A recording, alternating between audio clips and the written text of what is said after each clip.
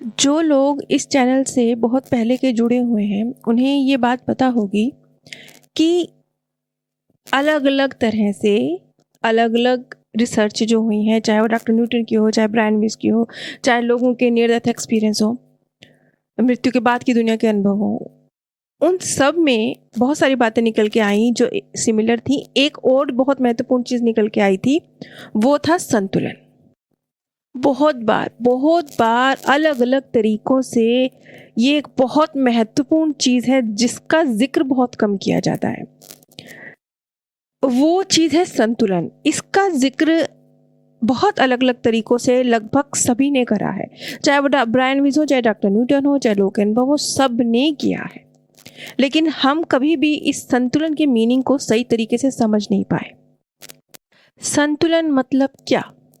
जैसे हम आध्यात्मिक जर्नी में बढ़ते हैं, आगे बढ़ते हैं, या चाहे हम धार्मिक रूप से भी आगे बढ़ रहे हो, जिस भी दिशा में हम जा रहे हो, हम सोचते हैं कि हमें अच्छा बनना है, हमें नेक बनना है, हमें सही राह पर चलना है। और जैसे जैसे हम इस ज्ञान से जुड़ते जा रहे हैं, मृत्यु के बाद की दुनिया के रहस्यों को सुलझाते जा रहे हैं, समझते जा रहे हैं, वैसे वैसे हमने ये भी जान लिया कि जीवन में जो मुश्किलें आ रही हैं वो भी हमारी ही चूज की हुई हैं। और क्यों चूज की हुई हैं? क्योंकि हमें कुछ सीखना है। लेकिन चाहे वो ये बर्थ हो, चाहे वो मृत्यु के बाद की दुनिया हो, सब जगह हमारी फ्री विल हमारे साथ होती है। सब जगह होती है, कहीं नहीं छूटती। यहाँ भी नहीं छूटती और मृत्यु के बाद की दुनिया में भी नहीं छूटती। और क्योंकि हमारी फ्री विल परमात्मा की तरंगों से बने हैं ना हम, तो परमात्मा जो अनंत बुद्धिमत्ता है वो हम में भी है, लेकिन उसे डिकोड नहीं कर पाते हम, उस तक उसको टच नहीं कर पाते। और परमात्मा कहते हैं कि जब अनंत बुद्धिमत्ता तुम में है, अनंत बुद्धिमत्ता, तुम भी वही तरंगे हो जो मैं, तो जो फ्री विल मेरे पास है वो फ्री विल तुम्हारे पास भी है। जिसका इस्तेमाल मैं कर सकता हूँ उसका इस्तेमाल तुम भी कर सकते हो। हर चीज कर सकती है, हर जीव जंतु सब कर सकते हैं। और वो फ्री विल यहाँ भी काम कर रही है और वो फ्री विल मृत्यु के बाद भी काम कर रही है। वो फ्री विल हर डायमेंशन में काम कर रही है। तो अब होता क्या है कि या तो अनजाने में या जानबूझ के हम अपनी फ्री विल का बहुत मिसयूज कर जाते हैं और हमें पता भी नहीं चलता। जैसे मृत्यु के बाद की दुनिया में हमारे मार्गदर्शक हमें सहायता करने के लिए मौजूद होते हैं, हमारे जो आने वाला जीवन है उसका खाका तैयार करने के लिए हमारे साथ मौजूद होते हैं। इस सब के बावजूद कई बार हम अपनी फ्री विल का मिसयूज कर लेते हैं। क्यों? क्योंकि अंत पंत फाइनल डिसीजन तो हमारा ही है ना।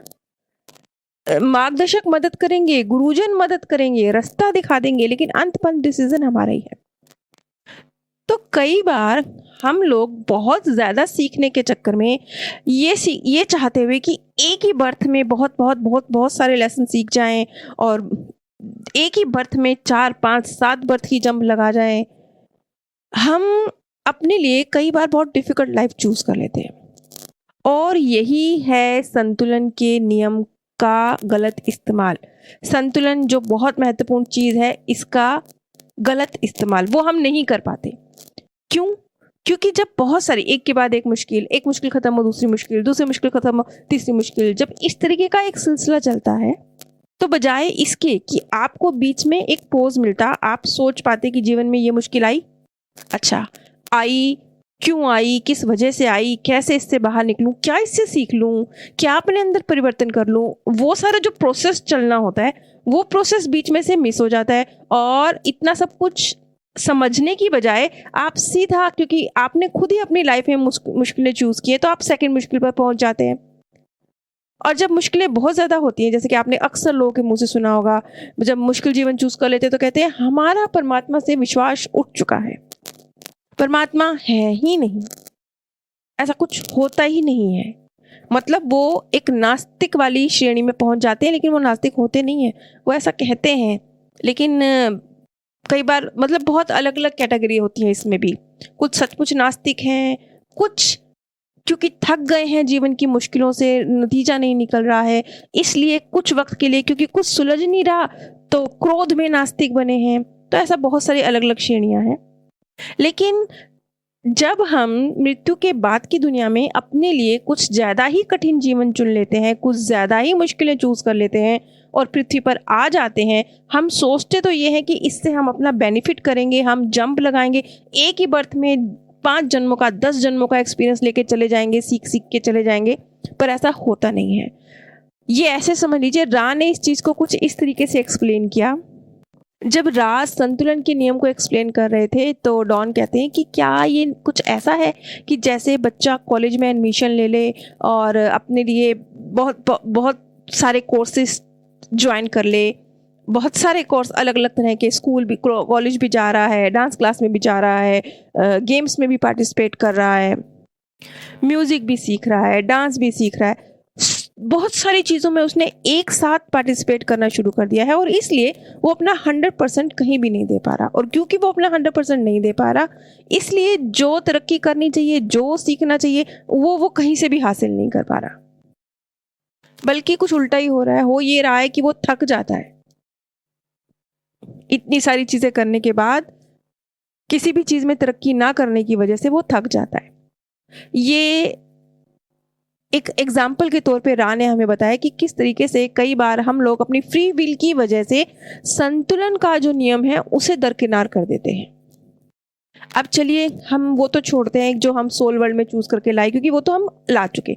अब हम जो सोल वर्ल्ड में हमने अपने लिए जो मुश्किलें चूज करी वो तो हमने कर ली, अब उसको तो हम देखेंगे मृत्यु के बाद। जब हम जाएंगे दोबारा अपने लिए जीवन चूज करेंगे तो हम सोच समझ के करेंगे, संतुलन, अपनी फ्री विल को और संतुलन के नियम का एक बैलेंस बना के करेंगे। लेकिन फिलहाल अभी क्या करें?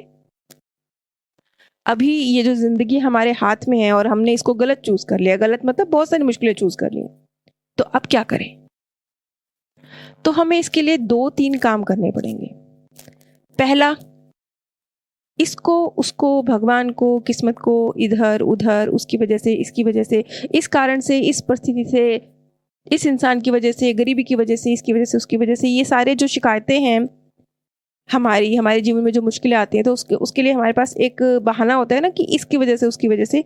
सबसे पहले इस बहाने को ख़त्म करें और अपने ऊपर रिस्पॉन्सिबिलिटी लें कि लाइफ में कुछ भी कहीं भी गड़बड़ हुआ है, हमारा डिसीजन था, हमारी फ्री विल थी, हमने सही तरीके से बैलेंस नहीं करा, हमने अपनी फ्री विल का मिसयूज़ कर लिया, इसलिए ये मुश्किल इस तरीके से हमारी लाइफ में आई। और भी ज्यादा तहे दिल से उस मुश्किल को, मतलब जब आप स्वीकार करेंगे ना, आप ये बात समझ लेंगे कि आप ही ने तो चूज करी है, चाहे वो मृत्यु के बाद वाली दुनिया में चूज करी हो, लेकिन चूज तो आपने करी है। जब आप ये चीज समझ लेंगे तो सबसे पहले उस मुश्किल के प्रति जो गुस्सा है, जो नफरत है, और उसकी वजह से जो परिस्थितियों और लोगों के प्रति गुस्सा है, जो नफरत है, वो खत्म हो जाएगा। अब जब उस सिचुएशन को हमने स्वीकार कर लिया, उस सिचुएशन को हमने मान लिया कि ये हमारी चूज की हुई या कुछ सिखाने के लिए आई है, तो उसके बाद हम दूसरी सीढ़ी चढ़ेंगे। दूसरी सीढ़ी है कि इस सिचुएशन में फंसा तो क्यों फंसा, गलत डिसीजन लिया तो क्यों ले लिया, कौन सी भावना, कौन सा इमोशन इतना हावी हो गया था मेरे ऊपर कि मैंने एक गलत फैसले को ले लिया। अपने उस इमोशन को चेक करना है, क्योंकि रा ने एक स्थान पर यह भी कहा है कि कई बार हम अपने इमोशंस का सही यूज नहीं करते। उन्होंने तो खैर इस चीज को बहुत अलग तरीके से एक्सप्लेन किया। उन्होंने तो ये बताया कि जैसे कैंसर जैसी बीमारी भी होती है, ये भी कहीं इमोशन से जुड़ी हुई होती है। ये भी, अब ज़्यादा डिटेल में इस चीज़ को ना जाते हुए मैं सिर्फ इसका मुख्य पॉइंट ले रही हूँ। मुख्य पॉइंट ये था कि जैसे आप किसी भी तरफ नहीं हो रहे, मतलब ना तो आप ओरियन ग्रुप की साइड जाते हैं और ना आप क्रिएटर की तरफ जाते हैं, आप बीच में लटके हुए हैं, तो आपको कैंसर होने के चांसेस बढ़ सकते हैं। क्यों बढ़ सकते हैं? क्योंकि आप डिसीजन नहीं ले रहे हैं। मतलब आप इस जीवन में, कैंसर आएगा, मुश्किल आएगी, मुश्किल के बाद आप थोड़ा एनालिसिस करेंगे अपने जीवन का, जीवन जीने का नजरिया बदल जाएगा। आप एक बहुत बड़े सदमे से गुजरेंगे ना, मान लीजिए कि मृत्यु टच करके निकल गई। जब आपको मृत्यु ऐसे टच करके निकल जाएगी, बड़ी मुश्किल से आप बचेंगे, तो आपका क्या होगा? जीवन के प्रति एक थॉट प्रोसेस चेंज होगा, नजरिया चेंज होगा, जीवन जीने का तरीका चेंज होगा। जैसे एक इंसान है, जब वो मृत्यु शैया पर होता है तो उसका रिएक्शन कैसे होता है, मतलब बहुत एक थोड़ा सा सिंसेबल अगर इंसान है तो थोड़ा सा उसका नज़रिया क्या होता है कि नहीं यार, मैं लोगों को माफ़ कर दूं, अब मैं दुनिया से जा रहा हूं, मैं किसी से कोई शिकायत लेके ना जाऊं, या जीवन में मेरे पास जब वक्त था, एक रिग्रेट होता है ना किसी किसी चीज़ को लेकर कि जीवन में मेरे पास वक्त था तो मैंने ये वाला काम नहीं करा। तो इस तरह के जो पछतावे रह जाते हैं, ये सारे पछतावे, ये सारे गिल्ट, ये सारी शिकायतें जो आमतौर पर जब व्यक्ति मृत्युशैया पर होता है तो ज़्यादातर केस में होती हैं, तो जब ऐसे किसी हादसे को टच करके आप बच जाते हैं, मृत्यु से आई और आप बच गए, टच करके आप निकल आए, कैंसर आया, जूझे उससे, मृत्युशैया तक पहुंच गए और बच के आ गए, तो आप अपने उन रिग्रेट्स पर, उन गिल्ट पर, उन जो नफरत और गुस्सा दूसरों के लिए क्रिएट करा हुआ है, जो जीवन आपने सही तरीके से नहीं जिया है, उसके प्रति आप अपने आप को रिस्पॉन्सिबल समझने लगते हैं और अपने जीवन की कमांड खुद अपने हाथों में लेने लगते हैं। आप सोचने लगते हैं कि नहीं, वो जब मैं मृत्युशैया पर था तो मैं क्या सोच रहा था कि मैं सबको माफ़ कर दूं, तो आपका नज़रिया बदलने लगता है। आप कहते हैं नहीं, अब जब कैसे तैसे चमत्कार हो गया है और मुझे जीवन मिल गया है तो अब मैं वो सब करूँ ना। मैं अपने आप को गिल्ट से बाहर भी निकालते हैं, वो लोगों को माफ़ करना भी सीख जाते हैं, वो लोगों के लिए जो नफरत क्रिएट करते हैं मन में, उससे भी बाहर निकल जाते हैं। तो वो सारी जो मृत्यु उनको सिखाती है कि जीवन ऐसे जीना था और हमने ये गलतियां कर दी, और अगर कहीं वो बच के आ गए उस मृत्यु से, उसके शिकंजे से बच के आ गए, तो वो अपनी वो गलतियां जो डेथ बेड पे गिन रहे होते हैं ना, उनको सुधारते हैं। बस जैसे ये मान लीजिए कैंसर किसी को हो गया, इतने बड़े हादसे से भी इतनी बड़ी चीज लेकर वो लौटता है। अब राय ये बताती है कि ये उन लोगों को होता है जो अपना फैसला नहीं ले पाते, जो बीच मझधार में होते हैं, तो ये एक झटका होता है। तो ये झटका क्या होता है? ये झटका ऐसा होता है कि मान लो वो सोल वर्ल्ड में चूज करके आए कि हमें क्रिएटर की तरफ जाना है या हमें ओरियन ग्रुप की तरफ जाना है, तो जिस भी साइड जाने का फैसला उन्होंने लिया है वो उस साइड उन्हें धकेलता है। वो मान लीजिए कैंसर की स्थिति आई तो वो उस साइड वो मुड़ जाएंगे। फॉर एग्जाम्पल, अगर उन्होंने क्रिएटर की साइड में मुड़ना होगा तो वो बहुत ज़्यादा अपनी केयर करना, सेल्फ के लिए सोचना, सिर्फ पूरी तरह से फोकस अपने ऊपर कर देना, एक इस तरह का प्रोसेस उनका चल जाएगा इस हादसे से गुजरने के बाद। क्यों? क्योंकि वो चूज करके लाए थे कि हमें तो ओरियन ग्रुप की तरफ जाना है। और जो लोग क्रिएटर की तरफ जाने का चूज करके लाए हैं, उनका तौर तरीका एकदम से बदल जाएगा। वो बोलेंगे नहीं, अब लोगों को माफ कर देना है, नहीं अब नफरत नहीं पालनी है, जो मैं सोच रहा था मैंने नहीं किया लाइफ में और मैं करना चाहता हूँ, अब मैं वो करके देखता हूँ।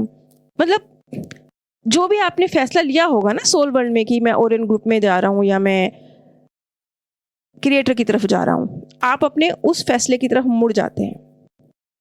ये कैंसर तो एक सिचुएशन है, ऐसी पता नहीं जिंदगी में कितनी सिचुएशंस आती हैं, कितनी मुश्किलें आती हैं, लेकिन ये मुश्किलें आपने खुद ने चूज करी हैं और ये आपके भले के लिए आई हैं। जब आप इतनी सारी चीज़ों को समझ जाते हैं तो आप अपनी लाइफ को सही दिशा देना सीख जाते हैं। और तीसरी जो बहुत महत्वपूर्ण बात होती है, जैसे अब आप सीख रहे हैं कि किस तरीके से क्रिएटर की तरंगों में ही शामिल होना है, वही तो हैं हम, अपनी ट्रू सेल्फ से ही तो जुड़ना है।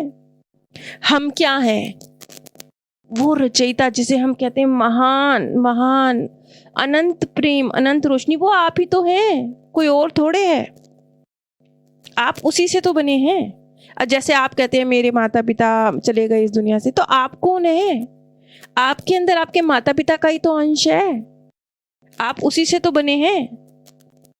ये मान के चलिए ना कि आपके माता पिता चाहे इस दुनिया से चले गए, लेकिन आप एक तरह से उन्हीं का एक रूप तो इस जीवन को जी रहे हैं।